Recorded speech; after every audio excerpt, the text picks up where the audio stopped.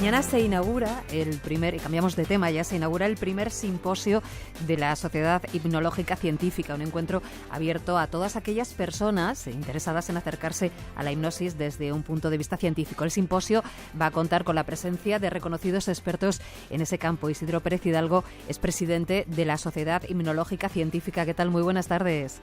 Buenas tardes. Estamos acostumbrados, señor Pérez Hidalgo, a escuchar que la hipnosis se utiliza en tratamientos para dejar de fumar, últimamente mucho para perder peso también, pero esto es lo más habitual. ¿Qué nos puede aportar realmente la hipnosis? Pues la hipnosis realmente es una técnica que dentro de la psicología y dentro de la medicina tiene realmente muchas aplicaciones. Podríamos hablar, por ejemplo, del tema del dolor, que es un tema en el que la hipnosis está demostrando una eficacia singular. Podríamos hablar también de temas de cuadros psicosomáticos, por ejemplo, también del síndrome de colon irritable o de intestino irritable. Podríamos hablar también de lo que es reducir el estrés, algo tan importante en estos días. Y tan necesario. La hipnosis, por ejemplo, es un gran reductor del estrés, y la autohipnosis, que esto muchas personas lo desconocen, la autohipnosis es una aplicación muy interesante que cualquier persona puede llevar a cabo si un profesional le da una serie de pautas. Y que serviría también para tratar el dolor y esos trastornos psicosomáticos a los que hacía referencia. Desde luego que sí, es decir, que normalmente vemos que lo que hacemos en la consulta del psicólogo o del médico que trabaja con hipnosis viene muy bien apoyarlo después con la práctica que el paciente va a hacer en su casa, en la comodidad de su casa. Pues le pedimos que un sofá, una cama, un ambiente de quietud, que vaya poniendo en práctica una serie de claves que nosotros le enseñamos para reforzar el resultado de la consulta. ¿Cuál es la eficacia de esos tratamientos con hipnosis? ¿Se mantienen en el tiempo o es como una pastilla que si uno deja de tomar deja de hacer efecto? Normalmente el tratamiento, dependiendo del caso, normalmente el tratamiento tiende a mantenerse. Claro, estamos hablando de que puede haber una gran variabilidad. Por ejemplo, una persona puede dejar de fumar de una vez con hipnosis y que no haya ningún tipo de recaída. Pero si vamos a, por ejemplo, centrarnos en el tema del dolor crónico, pues el dolor crónico, por la misma naturaleza del trastorno, sí que puede necesitar que la hipnosis se convierta en una práctica diaria para aliviar ese problema. Por tanto, la hipnosis podría ser muy rápida y podría ser definitiva, sin posibilidad de recaídas o con pocas posibilidades de recaídas, pero también puede ser pues un coadyuvante o puede ser una técnica de elección para ese tipo de trastornos que sabemos que pueden llegar a tener una cronicidad. Así que hay muchas formas de aplicación. Lo que definitivamente no es, y creo que por eso venía la pregunta, es un placebo que haga que la persona transitoriamente se encuentre mejor, pero que en el fondo no sirva para nada. No, realmente la hipnosis se pretende, por lo menos cuando se hace un tratamiento serio, que tenga efectivamente un poder transformador. En cualquier caso, claro, son cambios que se producen en nuestra mente y como consecuencia afectan al cuerpo. Sí. Desde luego que esto es así. Cada vez más en las investigaciones sabemos que esa división mente-cuerpo en realidad es una división muy difícil de hacer. Incluso algunos autores dirían que no existe, aunque esto pueda parecer muy radical, que no existe realmente esa diferencia mente-cuerpo, sino que todo es un cuerpo-mente, que todo de alguna manera está integrado. En el simposio se van a abordar temas también como la sugestión y la psicología positiva, que es algo de lo que oímos hablar últimamente. ¿De qué manera puede afectar esa sugestión y cómo conseguir esa sugestión para ponerla al servicio de la psicología positiva? Bueno, realmente, la hipnosis va a adoptar muchísimas formas y la sugestión es una base de la hipnosis.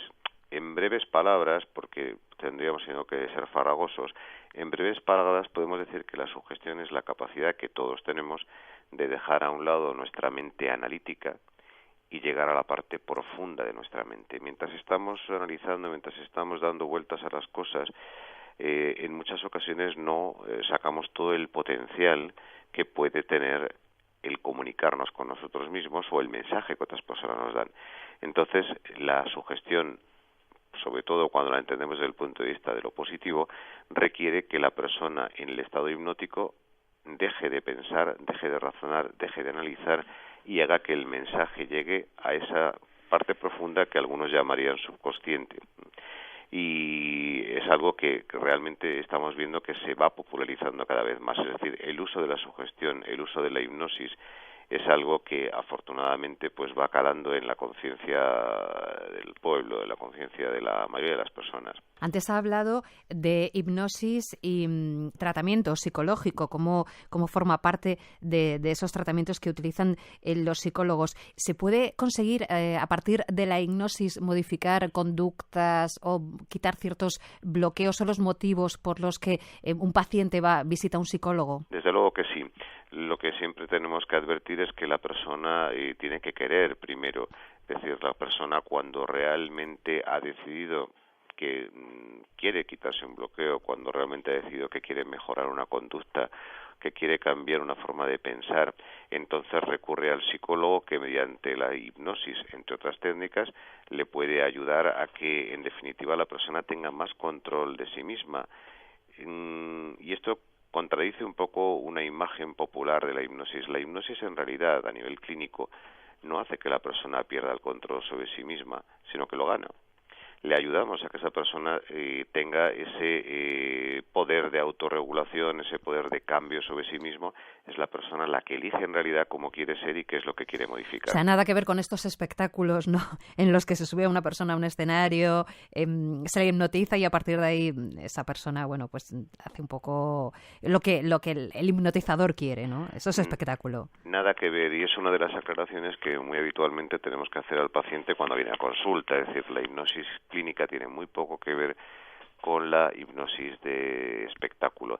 Y en la hipnosis de espectáculo, bueno, realmente tampoco hay una pérdida de voluntad, es decir, puede dar la apariencia de una pérdida de voluntad, pero no es así. Existe mucho el intrusismo, porque claro, la hipnosis, primero le quiero preguntar si todos podemos ser hipnotizados en algún momento, o hay que tener alguna capacidad especial, y después si cualquier profesional es capaz de hipnotizar a cualquiera, o en esto también hay fraude. Respondo primero a la segunda. En realidad, hacer hipnosis no es tan difícil, es decir, hacer hipnosis en sí es una técnica. Otra cosa es emplear bien la hipnosis. Entonces, en este sentido, yo sería muy, muy taxativo, es decir, creo que la hipnosis clínica debe estar en manos de clínicos. ¿Y qué entendemos clínicos? Pues médicos, psicólogos y otro tipo de profesionales de la salud que además estén formados debidamente en hipnosis. Con lo cual, yo no recomendaría tratar un problema clínico por personas que, con todos mis respetos, pueden dedicarse a la fontanería o a otra serie de menesteres. Es decir, aquí hay efectivamente un intrusismo y quizás una falta de legislación clara en este tema. Con respecto a la primera pregunta, bueno, pues hay personas que tienen más facilidad para la hipnosis, más capacidad de sugestionabilidad, con los que la hipnosis es mucho más fácil, pero podemos decir que prácticamente todas las personas podemos llegar a un cierto grado de hipnosis y que sobre todo con la práctica podemos ir mejorando en esa focalización de la atención que es necesaria para lograr la hipnosis. Dentro de las actividades programadas para mañana, para este primer simposio, se han elaborado talleres hipnóticos que no sé si tienen algo que ver con lo que mencionaba al principio de la autohipnosis, ¿o no? En algún caso sí. En algún caso vamos a tocar este tema que es la autohipnosis.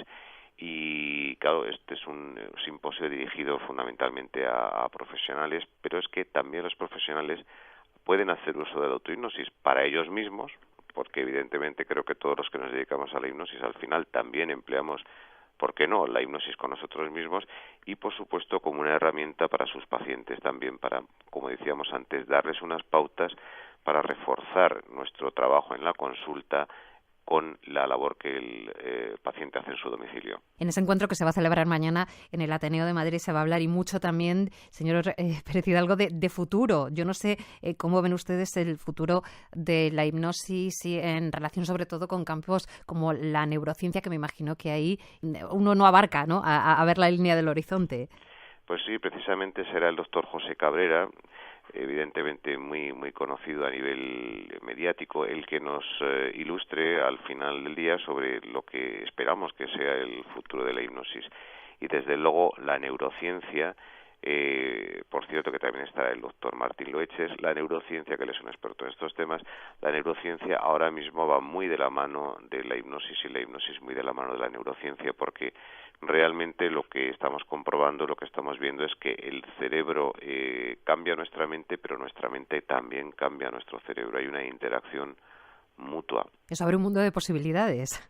Por supuesto que sí, no sabemos dónde está el límite, es decir, realmente la hipnosis ahora y todo lo que es el estudio del cerebro en general se plantea como un futuro, un viaje realmente muy muy interesante, porque ¿dónde están los límites? Pues bueno, efectivamente tendremos que seguir avanzando y ver si encontramos límites. Este simposio se celebra, como les decía, mañana en el Ateneo de Madrid. Usted decía que fundamentalmente está dirigido a profesionales. No sé si puede asistir cualquier persona que nos esté escuchando como público.